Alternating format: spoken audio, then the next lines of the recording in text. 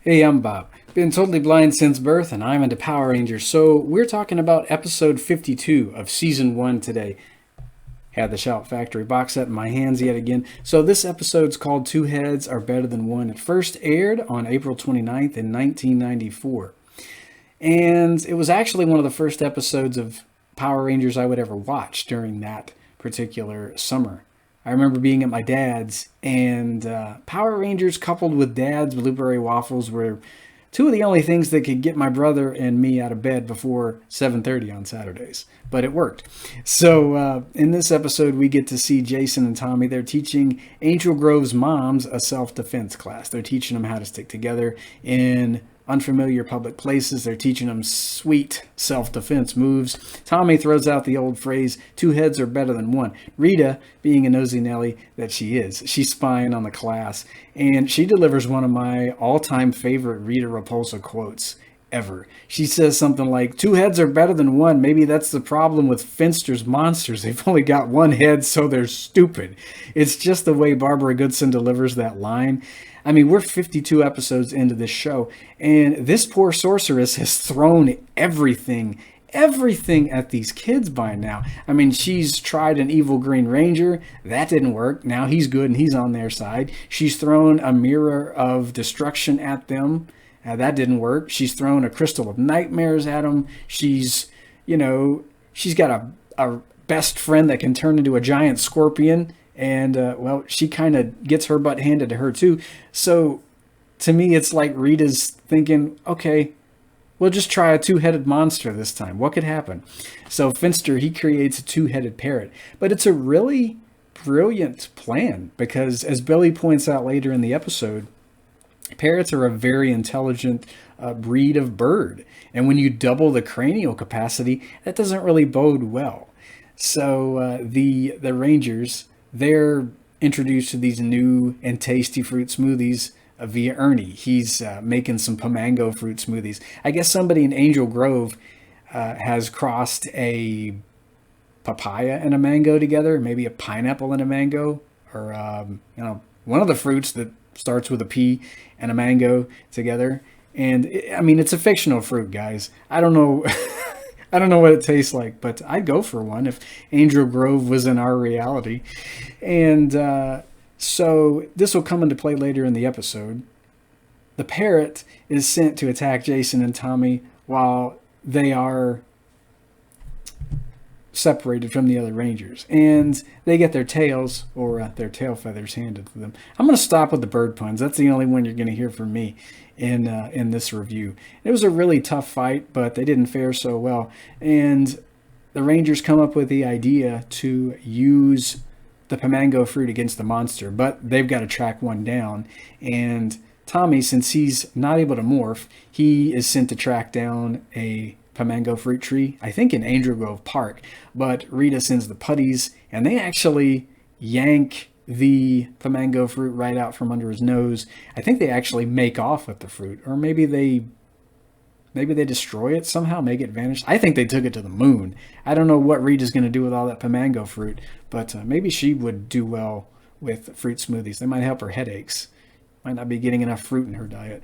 So Tommy, he's got to go to the juice bar, the youth center, and he kind of fibs to Ernie a little bit. He says that he's bought Kimberly a nice, cute little new parrot, and it likes Pomango fruit. And Ernie, being Ernie, he's the type of guy that'll give you the shirt right off of his back, no charge to you. He gives Tommy the last Pomango fruit that he has. And I'm kind of worried he might almost go bankrupt again, but I guess he's fine now. Maybe the lady who gave him that big cash reward, maybe she's still kind of making donations now and again, because he gives Tommy the Pomango fruit. Tommy morphs into action, and they throw the fruit at the monster. That causes the monster to fight amongst itself. They kick its butt. It grows. The Zords are summoned. We get this really great Dragonzord, Megazord versus two-headed parrot battle. And of course, it ultimately ends with the Ultrazord finishing the monster off. Rita has a headache, And the episode ends with Bulk and Skull. They show up to the class because earlier on in the episode, they said they wanted to meet babes. So Jason and Tommy, they work together. They put their two heads together, as it were, and they come up with the idea to hornswoggle these two showing up to the class. And Bulk and Skull kind of get used as, well, dummies. And the moms, they practice their self-defense moves on the two. And the two boys are thinking, oh, yeah, this isn't going to be so bad. Don't worry, moms, we won't hurt you. But the moms, they hand these two their butts. And the episode ends with Bulk and Skull hurting and everybody laughing. So this being one of the first episodes of Power Rangers that I ever saw, it really sticks with me. I loved the two-headed parrot. I remember owning the 5.5-inch tall two-headed parrot monster when I was a kid.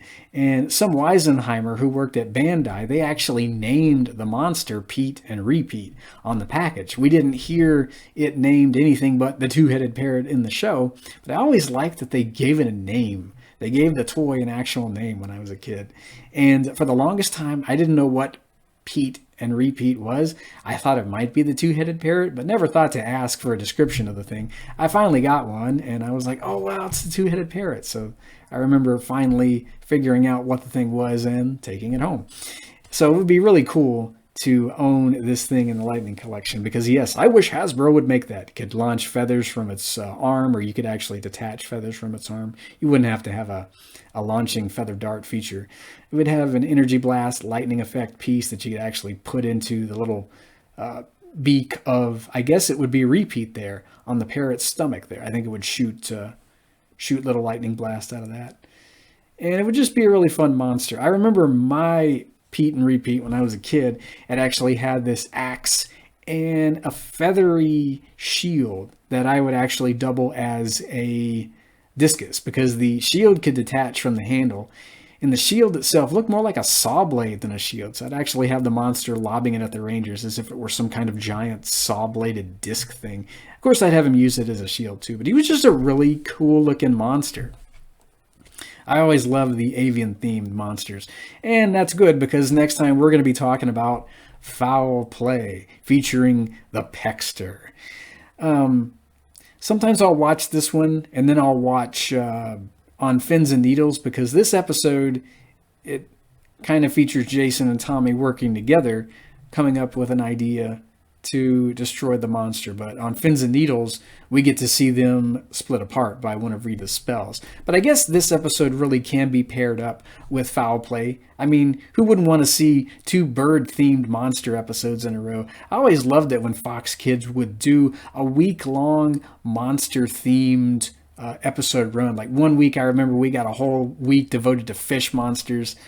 We might have even gotten a week devoted to, the avian monsters from Rita and Zed's menagerie there. I don't know, but it was always kind of fun watching different themed episodes in marathons. So I'll still do that from time to time on weekends, just for giggles.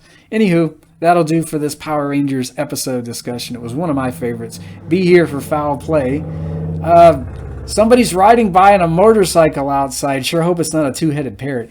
Anyway, till next time, guys, and may the power protect you.